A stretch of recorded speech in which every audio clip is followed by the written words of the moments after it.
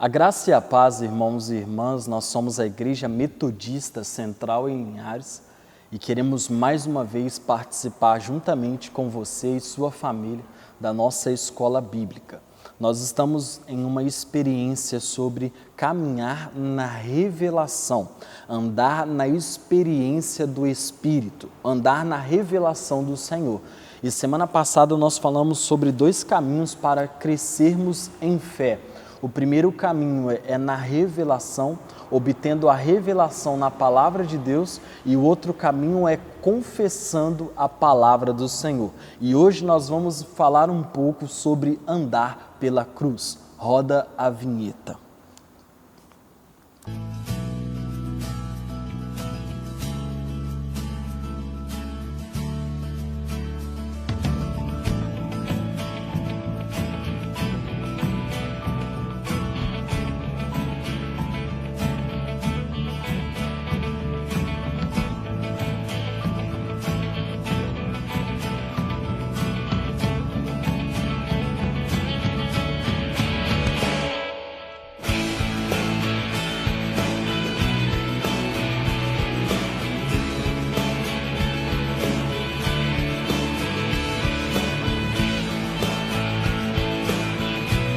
Bom, andar pela cruz.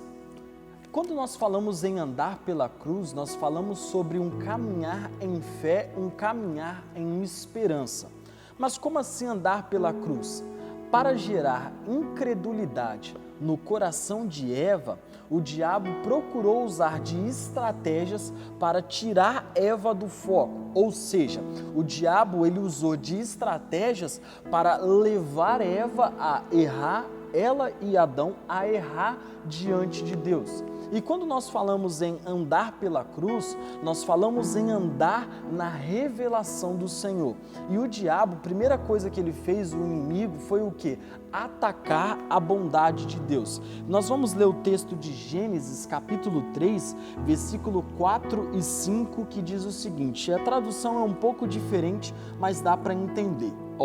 A isso a serpente disse à mulher, positivamente, não morrereis, porque Deus sabe que no mesmo dia em que comerdes dele, forçosamente se abrirão os vossos olhos e forçosamente sereis como Deus, sabendo o que é bom e o que é mal. A primeira coisa que o diabo, então, que o inimigo atacou foi a bondade de Deus, porque aqui diz o seguinte, que Deus, se você comesse desse fruto, você seria bom como Deus.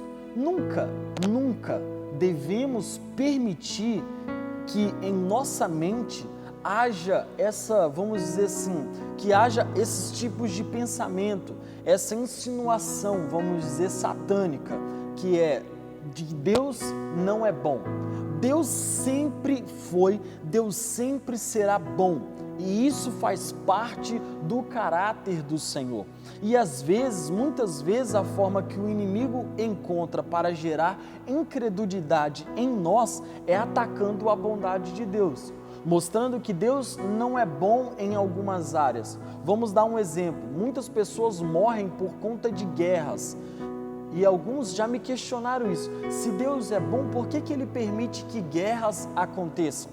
Por que Ele permite que países se assolem na fome, que se assolem em meio às guerras? Mas todas essas coisas acontecendo não nos impede de deixar o caráter de Deus sendo bom. Mas vamos lá, essa é uma das áreas, atacar a bondade de Deus. A segunda área que o diabo atacou foi o caráter de Deus. Por quê? Quando ele diz o seguinte, que se ele comesse do fruto, ele seria como Deus. Então o diabo atacou o caráter de Deus. Ele disse que Deus não era reto, pois havia mentido. Certamente o homem não morreria se comesse dessa árvore. Ou seja, chamando Deus de mentiroso. Então, não valia a pena confiar em Deus, porque Deus estava mentindo para Eva. E Eva permitiu que essa raiz de incredulidade acontecesse com ela. E é impressionante como o povo engole essas mentiras. Por quê? Eu já vi uma reportagem onde uma mulher, o seu filho, ele foi atropelado e ele morreu. E na reportagem a mulher dizia o seguinte: por que Deus levou o meu filho? Ou seja, ela estava atacando o caráter de Deus. Outros dizem assim: pastor, ore por mim, porque Deus permitiu que essa enfermidade, Deus me feriu com essa enfermidade. A palavra de Deus é bem clara que Deus, Ele não deseja o mal para os seus filhos. Deus, Ele não deseja o mal para nós. As coisas acontecem sim, o sol e a chuva nascem para o justo e para o ímpio, mas Deus não deixa de ser bondoso. Nós então precisamos o quê? Nós precisamos caminhar na certeza de que Deus está conosco e que seu caráter é um caráter de bondade. E a Bíblia diz que Deus nos cura, mas por que Ele hoje não cura mais? Talvez são esses, vamos dizer, são esses questionamentos que nós permitimos e deixamos Deus como mentiroso, mas não, Deus ainda cura, Ele não é mentiroso. Deus nunca muda, Ele sempre é o mesmo. Ele curou no passado, Ele cura no presente e Ele vai continuar curando no futuro. Então é nesta palavra que precisamos caminhar, na palavra de que Deus está conosco. O caráter de Deus é o mesmo, Ele é o mesmo ontem, hoje e amanhã. Se desejamos andar no Espírito, devemos desmentir o diabo e confessar tudo aquilo que Deus diz que é, tudo aquilo que Ele diz que faz. A palavra de Deus em Isaías 59:1 diz o seguinte: eis que a mão do Senhor não está encolhida para que não possa salvar, nem o surdo o seu ouvido para não poder ouvir. Ou seja, a vontade de Deus para nós é a saúde, é a prosperidade, é a paz. Isso é um princípio do caráter do Senhor. E a terceira área que o diabo atacou nessa passagem foi a santidade. Porque ao dizer que quando comesse do fruto, Eva conheceria o bem e o mal, ela na verdade, o diabo ataca a santidade do Senhor. Queria nos fazer tornar como Ele, aquilo que Ele desejou e que o fez cair. Aquilo que Satanás desejou, essa soberba, ele despertou isso no coração de Eva, ou seja, queriam ser como Deus. Nós não podemos desejar ser como Deus, mas para que, como filhos, Deus prova a sua santidade, ou seja, Ele traz aquilo que nós precisamos. E a natureza divina, Deus é a sua natureza divina, Deus é a própria santidade. E para que a nossa fé seja fortalecida, devemos ter uma revelação clara do caráter do Senhor. Deus é bom e Ele tem o melhor para nós. Deus é reto e nunca pode mentir ou falhar naquilo que Ele diz. A sua palavra é a própria verdade. Se persistirmos em andar em dúvidas, então a nossa fé será abalada. Mas quando andamos no Espírito, na revelação do Espírito, nós andamos por fé na palavra, e a palavra de Deus é o trilho para que possamos caminhar no Espírito Santo, para que possamos caminhar na revelação do Senhor. Então nós vimos que o pecado, ele traz a incredulidade. E se nós hoje desejamos andar no Espírito, andar em fé, nós precisamos abrir mão da incredulidade.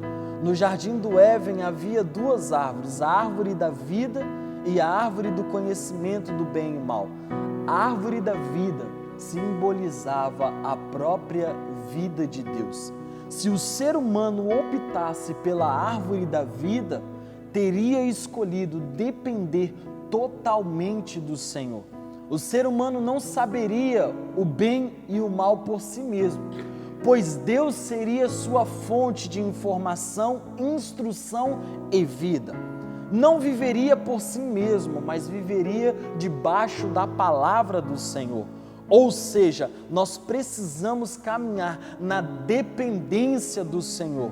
E quando nós optamos caminhar por nossa dependência, essa independência se torna pecaminosa. Por quê? Porque nós vamos ponderar aquilo que é bom, aquilo que é mal. E a palavra de Deus, assim como Paulo diz, que muitas vezes nós escolhemos o mal, nós falhamos e erramos. A origem, então, do primeiro pecado e a dos outros pecados também, além de ser a incredulidade, é o egocentrismo. O que é esse egocentrismo? Esse egocentrismo, todo pecado parte do princípio do ego em ação. A independência é como o ego se manifestasse. Eu tenho as minhas opiniões, eu tenho os meus desejos, os meus alvos, a minha identidade. E quando Eva opta comer da árvore do conhecimento do bem e do mal, o seu ego, a sua alma, foi aumentando e se contaminando de inchaço, de personalidade humana. A vontade da sua carne, a vontade da sua alma. E o próprio Deus ainda é que o espírito humano fosse o centro, ou seja, mas o pecado transformou a alma dela no centro. Ou seja, o nosso espírito humano é o centro de nossas vidas. Nós precisamos caminhar na revelação, no Espírito. Quando nós caminhamos no Espírito, nós caminhamos na revelação do Senhor, abrindo mão de todo egocentrismo, de toda vida egoísta. Uma forma de nós definirmos o pecado é a distância que nós abrimos, a distância de Deus ou tudo aquilo que nos distancia dele. O ego, então, a origem do ego está no pecado. Tudo aquilo que é feito independentemente de Deus é pecado, porque a nossa dependência está totalmente no Senhor. O ego também está por trás das obras da carne. Por quê? O que é inimizade? Inimizade é quando o ego não é reconhecido. O que é raiva? É quando o nosso ego é contrariado. O que é ciúme? É o medo do que o nosso ego seja o quê? Do que o nosso ego seja, vamos dizer assim, substituído, né? O que é divisão? Divisão é quando o nosso ego está sempre abrindo mão, é quando o nosso ego nunca abre mão. O que é inveja? Inveja é quando o nosso ego não deseja, quando o nosso ego não consegue observar algo que alguém tem e ele não consegue entender que nós não possamos ter. Ou seja, o egocentrismo ele é o nascedouro, vamos dizer assim, do pecado. É ele que forma o pecado. Então, quando eu caminho de forma egocêntrica, eu estou abrindo mão de andar no Espírito. Estou andando segundo a vontade da minha alma, segundo a vontade da minha carne. Então, o que é preciso? Para andar na revelação, para andar no Espírito, eu preciso abrir mão do egocentrismo e a independência de Deus e negar a si mesmo. E aí nós entramos nesse ponto de caminhar pela cruz. Porque quando eu caminho pela cruz, o que é amor? É esquecer de si e olhar para o outro. O que é alegria? É viver contente com o que tem e também estar contente com o que o outro tem. Ou seja, é a contramão do egocentrismo. Nós precisamos abandonar o egocentrismo. Andar em amor é andar em renúncia ao nosso próprio ego. Em 1 João capítulo 3, versículo 23, diz o seguinte: ora, o seu mandamento é este, que creiamos em nome de seu Filho, Jesus Cristo, e nos amemos uns aos outros, segundo o mandamento que nos ordenou. Andar em espírito significa andar em fé, andar pela cruz, andar em amor. Pela cruz e andar em amor é a mesma coisa. Então, quando nós caminhamos na dependência de Deus, quando nós caminhamos na vontade do Senhor, eu ando em amor. E andar em amor significa abrir mão da nossa vontade, abrir mão do nosso orgulho, abrir mão do nosso ego para andar na vontade de Deus. Mas nós precisamos lutar contra o egocentrismo, nós precisamos lutar contra a vida egocêntrica, porque é assustador quando nós vimos alguns crentes que estão querendo viver de forma egocêntrica, inchar e não querer distribuir, e não querer dividir, na verdade multiplicar aquilo que o Senhor tem derramado sobre a vida deles. Deus, para o ego, é a cruz, e a cruz implica, de uma forma ou de outra, em alguma espécie de desgastes e de perda de comodidade, ou seja, abrir mão do que eu tenho. A vida no Espírito é uma consequência direta de passarmos pela cruz. Só há cristianismo se vivemos pela cruz. Jesus não apenas morreu em uma cruz, ele viveu em uma cruz. Em uma vida de cruz consiste uma vida de renúncia do ego. Poder e glória são tudo aquilo que o homem natural anda buscando. Mas quando eu caminho na vontade do Senhor, quando eu caminho na revelação do Senhor, eu abro mão da minha carne, eu abro mão do ego e eu começo a andar na revelação do Senhor. Agora entenda que a glória é o ponto crucial, porque a glória ela não é para mim e ela não é para você. A glória é o elogio para Deus. A glória, a vida de cruz consiste em abrir mão do reino, do poder e da glória. E quando eu abro mão disso, eu estou entregando ao Senhor. Esta glória é para o Senhor. Então, se eu sair do trilho, eu vou sair de uma vida de fé, eu vou sair de uma vida de revelação. E quando eu sair de uma vida de revelação, eu vou estar vivendo segundo a vontade da minha carne.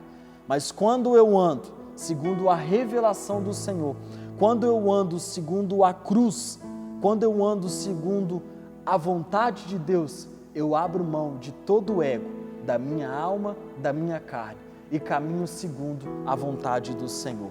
Fecha os seus olhos, vamos ter mais uma palavra de oração. Pai, nós queremos agradecer por esta palavra ministrada ao nosso coração. Que Teu Espírito Santo possa discernir e nos mostrar o caminho para seguir a Tua palavra, seguir o Teu Evangelho, seguir a Tua vontade, ó Pai. Que possamos sim abrir mão da nossa vontade, abrir mão do nosso ego para viver uma vida de renúncia, uma vida de glória. E essa vida de glória, essa vida de renúncia, ela está no Senhor. Nós queremos viver em amor, em nome de Jesus. Amém. Amém. Deus abençoe, paz do Senhor. Nós somos a Igreja Metodista Central em Linhares e esse é mais um estudo para a sua vida, em nome de Jesus. Um abraço.